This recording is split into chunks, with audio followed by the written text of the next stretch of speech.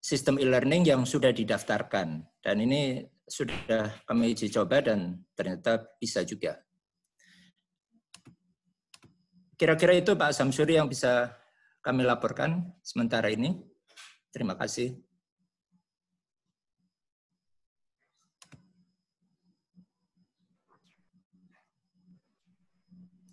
Terima kasih Pak Handoko atas informasi bagus tuh Pak yang dari Telkomnya.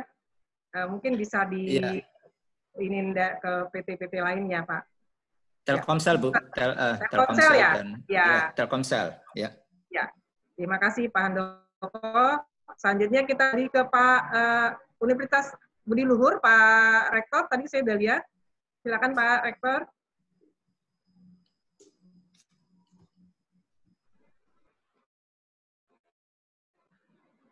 Mikrofonnya jangan di-mute Pak.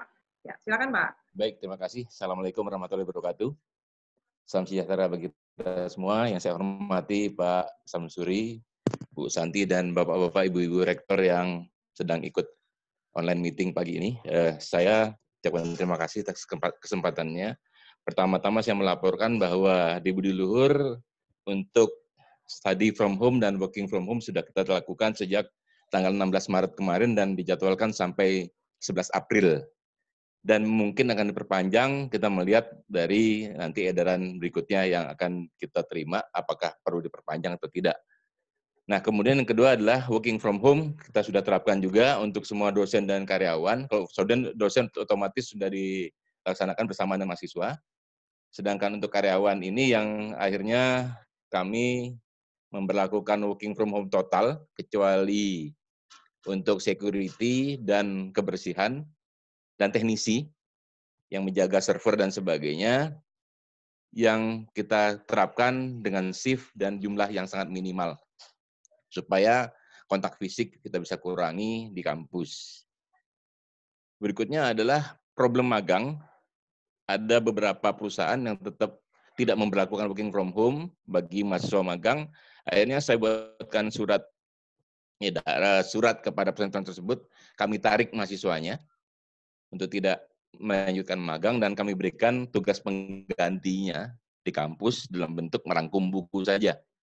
Jadi merangkum buku-buku yang kita berikan berkaitan dengan bidang keilmuannya atau prodinya, supaya mereka bisa walaupun tidak magang masih mempunyai kesibukan, yaitu merangkum buku dengan mudah-mudahan bisa membuat mereka cukup sibuk.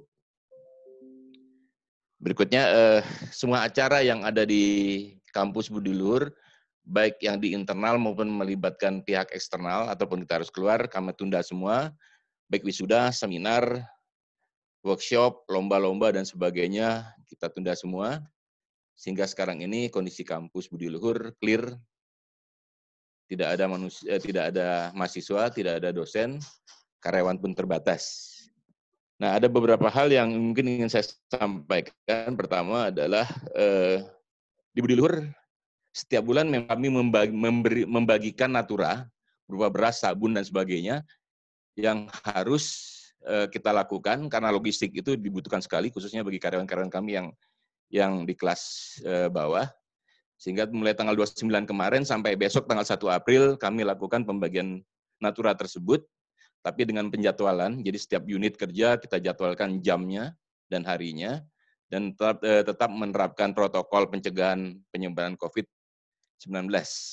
Dan alhamdulillah sampai hari ini saya pantau semuanya lancar, tidak ada penumpukan karena kita sudah susun juga protokol untuk antrian dan sebagainya berikut pengambilannya. Dan saya pikir upaya-upaya itulah yang dilakukan oleh Budi Luhur untuk mencegah terjadinya penyebaran di kampus Budi Luhur dengan mengikuti protokol-protokol yang sudah diberikan atau dikeluarkan oleh pemerintah.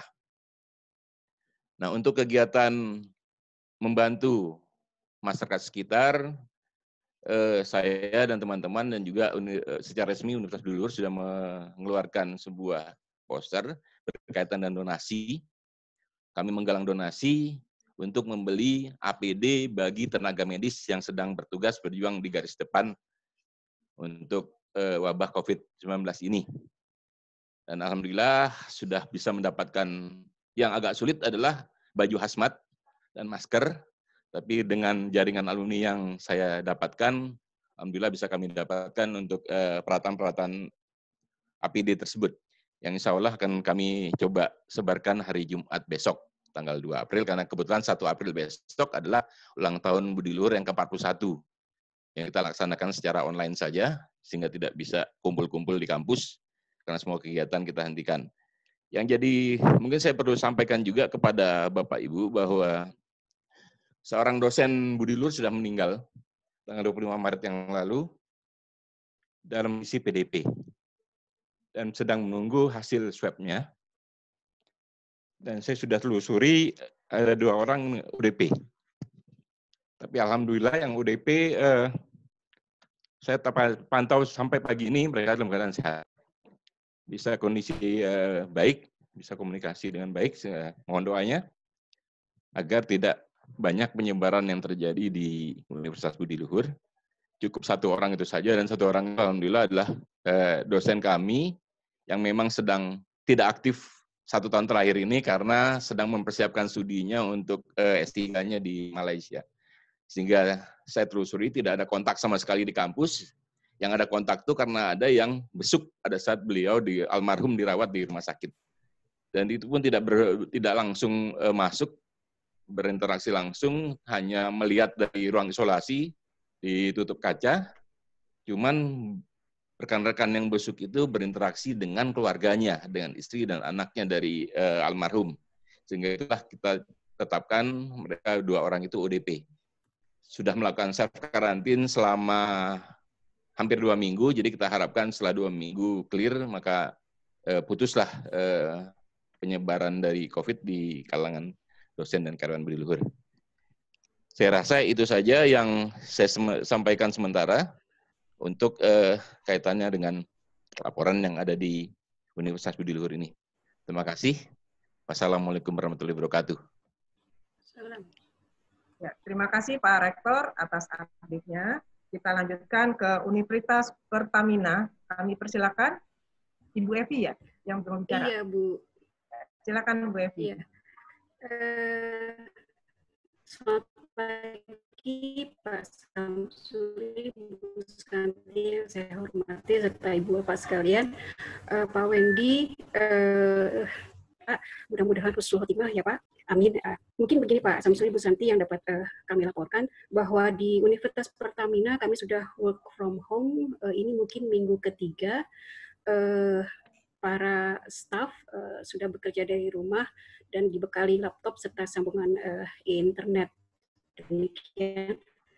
Kemudian perkuliahan jarak jauh sudah dilakukan sejak 16 Maret.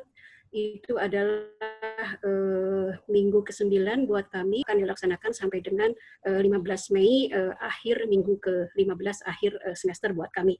Kami saat ini menggunakan platform e-learning yang memang sudah kami miliki sejak berdiri, dan dengan menitik beratkan tentu saja pencapaian CPMK dan student outcome yang kami sasarkan sebisa mungkin, dan menitik beratkan pada aspek interaktif antara dosen dan mahasiswa. Kemudian praktikum kami modifikasi. Tentu saja aspek psikomotor barangkali tidak dapat kami jalankan setelah pasca UTS ini selama PJJ, tetapi tentu saja aspek kognitif dengan sebisa mungkin mencapai CPMK dan student outcome yang sudah kita tetapkan semaksimum mungkin kita capai. Hambatan adalah pada kuliah lapangan. Jadi untuk prodi seperti seperti geofisika, geologi dan teknik perminyakan, di mana seharusnya banyak kuliah lapangan, ini yang kami belum dapat solusi yang sangat maksimum. Jadi selama ini kuliah lapangan diganti dengan melihat video maupun display-display tertentu, tapi tentu saja ini tidak sama dengan mengunjungi lapangan yang sesungguhnya. Jadi ini masih kami harus kami temukan bagaimana solusi yang terbaik. Kemudian ada beberapa mahasiswa kami yang mengikuti program FHCI Kalau kerja praktek kami hanya lakukan di hari libur, tetapi kalau FHCI memang di masa semesteran, nah ini sudah work from home begitu, karena mengikuti universitas kantor-kantor yang di tempat magangnya. Lalu untuk perlu juga kami laporkan bahwa karena di dekat kami ada pasar yang masih terus berfungsi, Pak. Jadi kami membantu membuatkan hand sanitizer untuk pasar Kebayoran Lama. Udah cukup banyak, Pak. Kami membuat ada lebih dari 100 liter. Kebetulan di kami ada program studi kimia, jadi mereka yang membuatkan hand sanitizer. Dan kami juga memiliki PCR seandainya seperti tadi diusulkan universitas ikut urun rembuk dalam menyelesaikan masalah COVID-19 ini. Begitu Pak, barangkali yang dapat kami sampaikan. Oh ya Pak, harusnya hari ini kami wisuda Pak. Harusnya ini adalah menjadi hari wisuda pertama kami Pak. Tapi ya apa boleh buat harus kami cancel begitu Pak. Ya, saya kira demikian Pak yang dapat kami laporkan. Terima kasih banyak.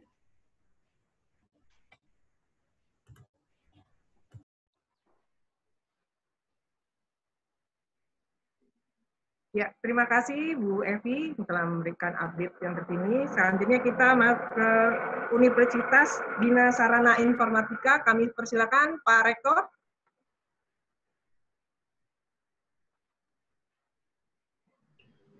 Baik, terima kasih Ibu Santi. Yang terhormat Kepala LLDikti, Pak Samsuri, dan Bapak Ibu Rektor di jajaran LLDikti Wilayah 3 Jakarta.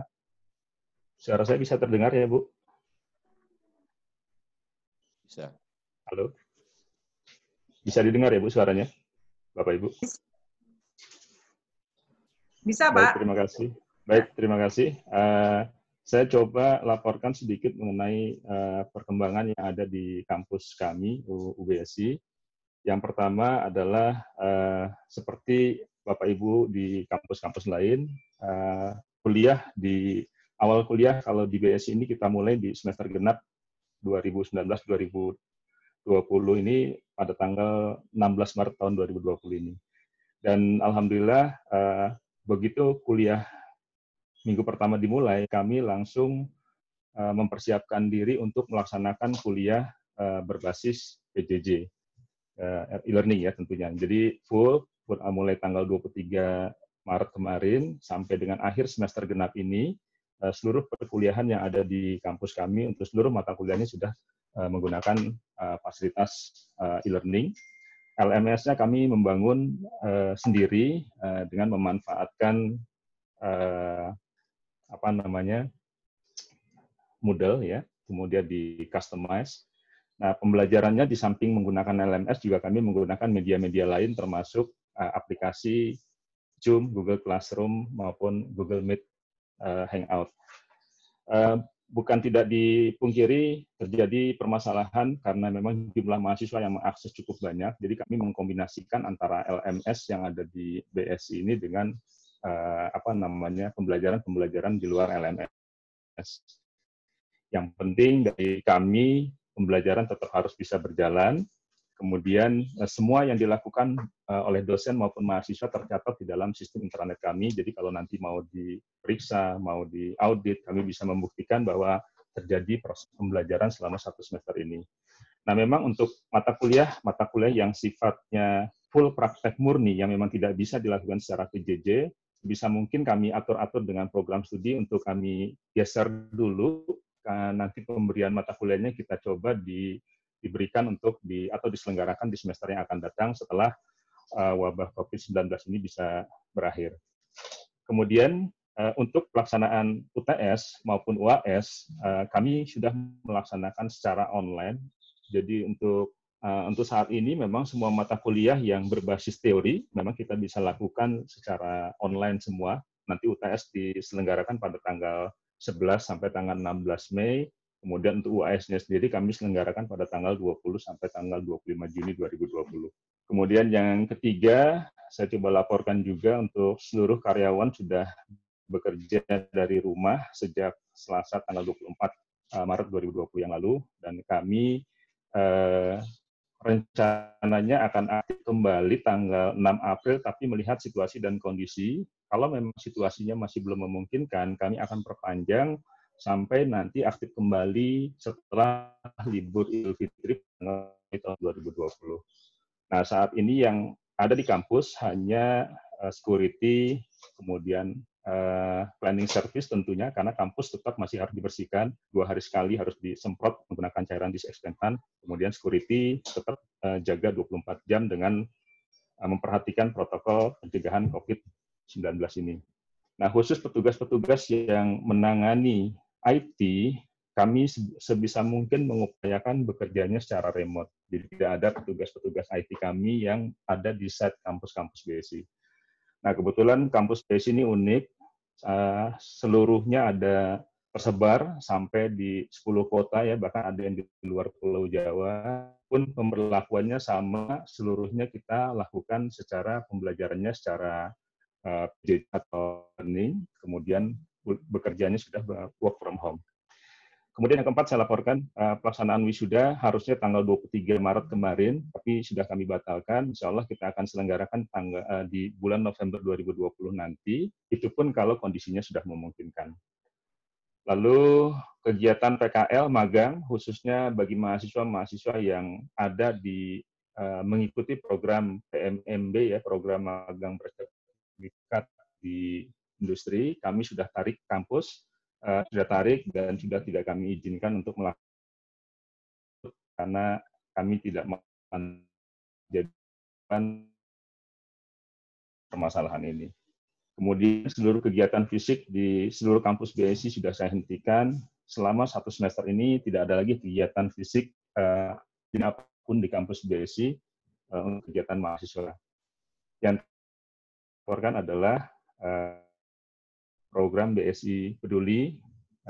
Kegiatannya adalah salah satu yang kami lakukan adalah kami memberikan bantuan makanan ke rumah sakit yang ada di Jakarta khususnya, yang sudah kami lakukan ke RS Fatmawati, ke RSCM, SAL. Nah, bentuk bantuan makanan ini kami berikan untuk kepada petugas-petugas medis dan karyawan yang ada di rumah sakit yang saat ini sedang berjuang di garis depan untuk menangani kasus COVID-19. Terakhir, kami juga buka donasi sama seperti yang disampaikan oleh Pak Rektor Budi Luhur, Pak Wendy tadi. Kami punya buka donasi, kemudian donasi ini kami belikan untuk penyediaan masker, cairan disinfektan, kemudian multivitamin, hand sanitizer, makanan, kemudian didistribusikan untuk kepada para petugas medis. Demikian laporan singkat dari saya. Terima kasih Bapak Ibu atas perhatiannya. Mohon maaf atas segala kurangnya. Assalamualaikum warahmatullahi wabarakatuh.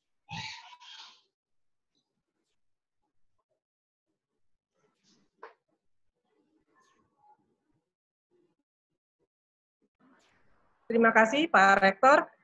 Untuk selanjutnya kita ke Institut Keuangan Perbankan dan Informatika Asia Perbanas. Mohon izin sebelumnya Bapak Ibu pimpinan, update-nya singkat ini ya Pak, maksimal 4 menit karena masih ada 12 perguruan tinggi lagi yang mau melakukan update. Silakan Pak Rektor. Terima kasih Ibu Santi. Selamat pagi. Assalamualaikum warahmatullahi wabarakatuh.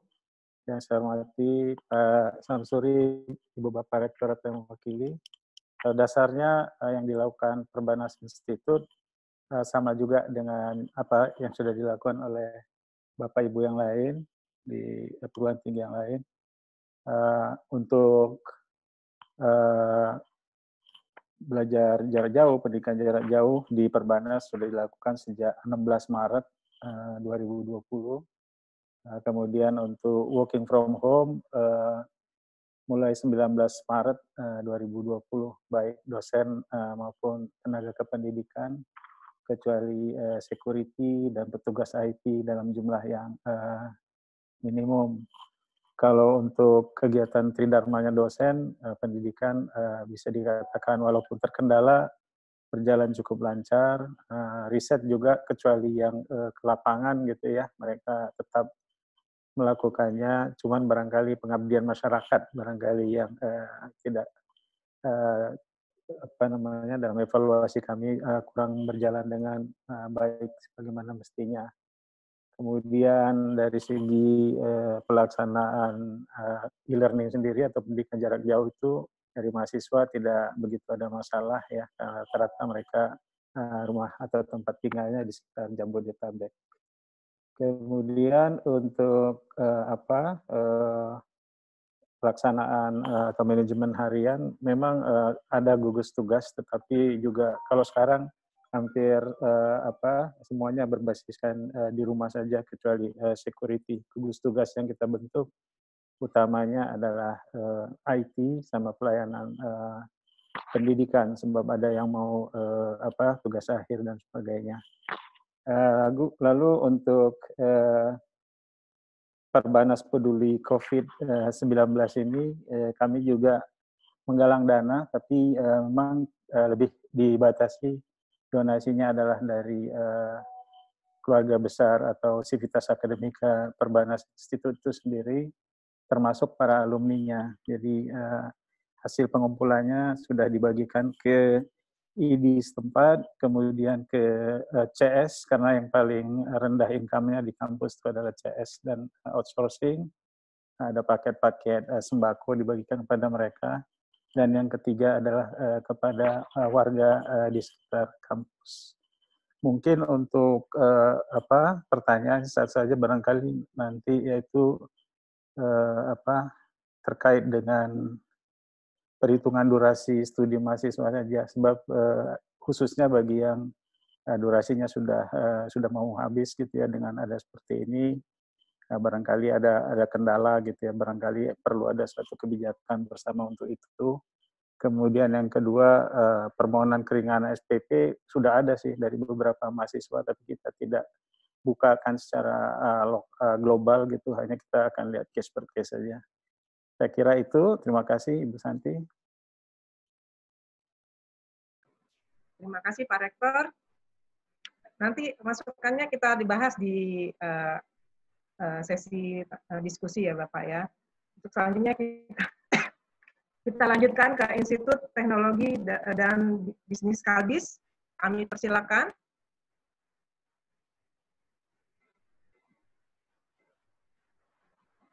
Kalbis, Pak Dito. Ya, silakan Pak. Baik, selamat pagi. Saya izin untuk share screen juga.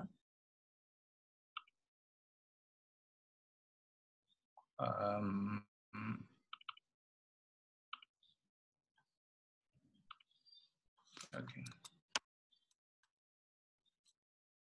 Ini tidak bisa, tapi saya bisa laporkan demikian. Jadi pertanggal sebetulnya dari tanggal 9 sampai 14 Maret kami sudah mempersiapkan beberapa protokol. Terima kasih Pak Dito. Beberapa protokol dari kami untuk penanganan COVID-19. Sebetulnya kita sudah mempersiapkan beberapa skenario, ada 3 stage yang kita persiapkan, yaitu yellow stage, orange stage, dan red stage. Tetapi sebetulnya situasi sungguh cepat berubah, sehingga pada waktu di tanggal 14 Maret kita menentukan stage kita sudah menjadi red, sehingga tanggal 16 Maret kita sudah memulai untuk melakukan sosialisasi pelaksanaan online learning, dan juga efektif tanggal 18 kita sudah melakukan online learning untuk mahasiswa, dan kita sudah tentukan sampai pertengahan April. Tetapi kita juga sudah bersiap untuk melakukan online learning apabila situasi tidak membaik sampai pelaksanaan UAS. Realisasi perkuliahan online saat ini berkisar antara 90% sampai 100%. Sedangkan untuk dosen dan tendik sudah 100% work from home, kecuali sama seperti universitas yang lain untuk security, juga building management, IT yang khususnya menjaga keberlangsungan server, juga tetap harus datang ke kampus, tetapi dengan jumlah yang sangat minimum. Ini juga kami tangkap kesempatan sebagai momen yang tepat untuk memperkaya koleksi e-book kami dan juga mengimprove learning management system yang kita miliki saat ini. Monef juga kami lakukan secara online, jadi kita lakukan beberapa tim yang melakukan monitoring dan evaluations. Juga kami memonitor beberapa mahasiswa yang mendaftarkan diri secara sukarela untuk menjadi relawan di BNPB maupun di M3C, atau Muhammadiyah COVID-19 Command Center dan juga JKM 19. Kita juga akan mengapresiasi mereka dengan beberapa jumlah SKS yang bisa di-convert sesuai dengan arahan tadi Pak Samsuri. Kemudian juga kami sudah arahkan untuk Student Development Center supaya bisa memberikan bantuan secara psikologis baik untuk mahasiswa yang mungkin mengalami kecemasan berlebihan karena COVID-19 ini, karena kita juga bisa melihat dampak kepada mahasiswa dan juga mungkin kita akan perluas sampai kepada orang tua. Puji Tuhan sampai saat ini di Kalbis Institute belum ada laporan ODP atau PDP maupun yang positif terkena COVID-19, dan kita juga berharap di hari-hari yang akan datang juga kita dapat segera pulih dari keadaan COVID-19 ini. Demikian secara singkat laporan dari Kalbis Institute untuk Pak Samsuri dan juga Bu moderator dan juga untuk para pimpinan rektor lainnya.